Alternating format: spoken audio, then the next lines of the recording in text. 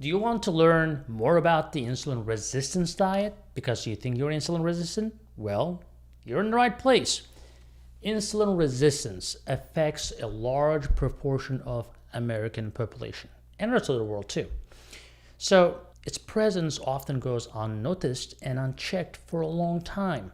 In adults, insulin resistance can progress to prediabetes and, if left untreated, type 2 diabetes. Now, contrary to popular belief, insulin resistance can be reversed by following an insulin resistance diet and does not always result in prediabetes or type 2 diabetes. It could be a very useful early warning indicator to know that you're insulin resistant, prompting you to assess your diet and lifestyle to see where the changes can be made, right? Well, today we are going to talk about these things. Number one, what causes insulin resistance and how does it develop? Number two, symptoms of insulin resistance look out for. Number three, and the most importantly, dietary approaches to insulin resistance. And we're going to talk about glycemic index as well. And we're going to talk about all the foods that are low in glycemic index. We're going to talk about medications and homeopathic treatments for insulin resistance as well. And finally, we are going to talk about reversing insulin resistance with the right diet approach and the exercise. Have you downloaded the SugarMD app yet? If not, you are missing out on some great resources for managing your diabetes. Our team of experts offer free coaching via app texting so you can get answers to all of your diet and diabetes related questions. Plus, using the app daily will help you stay on track and help make healthy choices. So, download the app today. Start living your best life. Remember to subscribe to our newsletter for weekly educational emails as well. Now, insulin resistance and how to overcome it. Reversing insulin resistance, regaining energy, controlling blood sugar cravings, and lowering the risk of many lifestyle-related problems all start with minor lifestyle changes. So what causes it, right? Well, belly fat. Around your waist, there is something called visceral and also subcutaneous fat as well. But the visceral fat is found in the abdominal cavity, and insulin resistance occurs when your fat cells especially refuse to respond to insulin, preventing sugar from entering to your cells. Now, following that, your body attempts to correct itself by producing more insulin in order to stabilize your blood sugar levels. Now, as you know, insulin is a hormone that regulates the uptake of glucose by cells, so it's not a bad hormone, right? You need it. It's just too much of it. When you have excessive insulin, then it becomes damaging, right? So insulin is produced by the pancreas of all type 2 diabetics, in most of them, right? But their body doesn't respond to it properly. So some of them even require insulin injections, although they make their own insulin. So we have to find ways to make sure your body can actually use that insulin correctly, especially before you become diabetic. Here are some symptoms of insulin resistance to look out for. So if you're unaware that you're insulin resistant, you may want to look for something called acanthosis nigricans. These are some brownish, blackish marks on your skin, around your neck. It could be under your armpits and so forth. It's called acanthosis nigricans. This happens when the skin darkens. You may actually even see some skin tags in the similar areas as well, which is another sign of insulin resistance. If you are getting to feel like you need to urinate a lot, you're feeling extremely tired, you start getting tingling and numbness in your extremities, you may be already diabetic.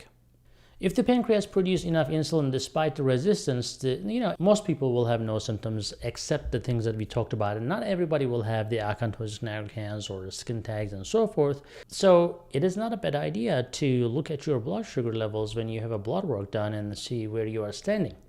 Now, the good news is eating the right foods can actually reverse the process. And a diet, for example, high in unprocessed whole foods is the essential key thing for increasing your insulin sensitivity or decreasing your insulin resistance. So if you continue to eat white bread, cakes, cookies, ice cream, all the goodies, right, highly processed foods, you're not going to be in luck. Your insulin resistance will continue to pile up and you're going to end up becoming a diabetic if you're not already so. Eating foods high in saturated fats, such as sausage, bacon, cheese, butter, things like that, especially if they are coming from animals that are not grass-fed, you're not going to do well. If you're eating foods high in glycemic index, you're going to be in trouble. So you have to choose foods that are low in glycemic index, especially when it comes to fruits. Fruits are okay as long as they are low in glycemic index, right? Glycemic index determines how fast those carbohydrates turn into sugar in your blood. So with a low glycemic index around 55 or below, you're going to digest and absorb and metabolize the carbs more slowly, so your body will have time to deal with the carbohydrates and will not secrete too much insulin at a time. And it will also help with the weight loss and lower the risk of type 2 diabetes, of course, because your beta cells will not be working as hard. Now, if you have obese children around you, it could be your kids, your grandkids. Again, the perfect diet for them would be a low glycemic index carbohydrates, because it is very hard to tell kids to don't eat carbs. It's just they're just not going to listen, right? So, but you can alternate. You can say, hey, instead of maybe the grapes, maybe you can go for an apple or something like that. You can alternate. Or better example would be, instead of going for a candy, go for grapes. Grapes are even better than a candy. So you just need to give those options to obese children so they do not become diabetic. Now, whole fruits have a lot of fiber in them, right? So that also helps regulate your blood sugar and weight. Especially before you become diabetic, you may want to eat fruit frequently in small amounts so that your body can help to deal with the toxins, that your body will have time to produce enough insulin to deal with these high fiber, low glycemic index foods, as long as you watch your portion size, which is probably like your palm size. So anything that fits into your palm should be good to go for a portion. You can eat pomegranates, which I love in the season. They help with free radical damage. A lot of fruits do, right? And you can safely consume them because they have so much phytochemicals in them. Even grapes contain something called resveratrol, which is a phytochemical that influences your insulin secretion and action. So if you're not a diabetic, eating 10 grapes, or even with diabetes, eating like 10 pieces of grapes is not going to cause significant problems. Strawberry is a great low glycemic index fruit, for example. I highly recommend it to all of my diabetics. It can also boost your immunity. It can fight cancer. It can improve your metabolism so you can burn more calories. And of course, help lose weight as well. Guava is low in glycemic index. Sometimes people ask about that. Constipation, it will be better if you are suffering from constipation as a diabetic. Guava has a very high fiber content. So cherries can be a little problem, but the blueberries, they're high in anthocyanins, which boost your insulin synthesis by up to 50%. There's even hope that the anthocyanins will one day become a basis for some novel diabetes therapies. So papaya, right? People ask about that too, all those fancy fruits. It has a lot of antioxidants. It's an excellent choice for diabetics if you want to go for it. As you live in Florida, you will find it everywhere. Texas, you will find it. So papaya has been even shown to improve your longevity by preventing excessive cell damage. Now, how about oranges? Well, there's flavonols in there and some phenolic acid that has been shown to be significant in preventing diabetes as well. Citrus fruits inhibit glucose uptake and prevent glucose from being absorbed. So that's why a lot of you are taking vitamin C, hoping that it helps, right? But again, too much of it, if you're drinking orange juice, that's not going to be really helpful for you. So you also have to consume vegetables. That's a lot of people say, oh, I hate vegetables. Well, don't hate vegetables. There's nothing to hate about them. They are the best source of vitamins and minerals. They are low in carbohydrates. They are high in fiber. Your body requires nutrients to perform its functions, so you have to have them. Unless you love the liver, which a lot of people can't even, stand the smell, you have to have vegetables to get all the vitamins and minerals, right? Or you just, eat liver a couple times a week, then you'll be good too, for if you're just strictly carnivore. But oxidative stress is real. It can damage your cells, your muscle, your fat tissue, your nerves. It can cause problems in insulin secretion. But the vegetables with various colors, they contain a lot of antioxidants and vitamins and minerals that negates the effects of toxins that comes in the food or generated by your body. For example, spinach and kale are two examples of leafy greens which are super high in vitamin A, B, C, K. Red peppers, tomatoes, and other vegetables, they're high in polyphenols. Radishes, cabbage, again, they are super high in anthocyanins. They help reduce your insulin resistance. So eating carrots, if in moderation, sweet potatoes, squash can all help boost the insulin production levels or health of your beta cells. Mushrooms, garlic, onions, these are great antioxidants to help fight against diabetes as well. Consuming dairy products, believe it or not, also help reduce the risk of developing type 2 diabetes. If you are consuming like raw cheese, or if you are consuming dairy from grass-fed animals, 100% grass-fed preferably, then you're in luck, because the calcium, the vitamin D, the dairy fat, especially something called trans-palmitoleic acid, they have been proposed actually to help prevent the mechanisms causing the diabetes. So trans-palmitoleic acid, a fatty acid that is found in full-fat dairy products coming from grass-fed animals, really can significantly reduce the risk of insulin resistance and insulin-related conditions that are typically diabetes and pre-diabetes. If you're going for a low carbohydrate diet, a full plate will include high fiber vegetables, some protein, and healthy unsaturated fats. So what are the fatty acids that are monounsaturated and polyunsaturated? Well, olive oil, avocados, seeds, almonds, and salmon are excellent sources. And if you cannot go with the organic grass-fed beef or poultry, then it's better to stick with lean cuts of those meats as well. So beans and legumes are also important. They actually help with insulin resistance. They have a lot of fiber and polyphenols in them as well. Chickpeas, black beans, lentils, they are all great for insulin resistance. Nuts and seeds are also great for healthy fats. They provide magnesium, fiber, and a lot of protein without consuming a lot of carbohydrates as well. And they definitely do not cause a dramatic increase in your blood sugars at all.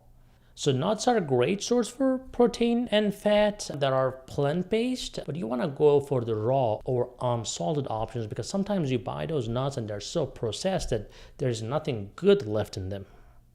As you know, cardiovascular disease is super common in type 2 diabetics, so make sure that salmon is in your diet, or fatty fish, even mackerel and things like that. Omega-3 fatty acids are extremely important to prevent diabetes-related heart problems, heart failure, stroke.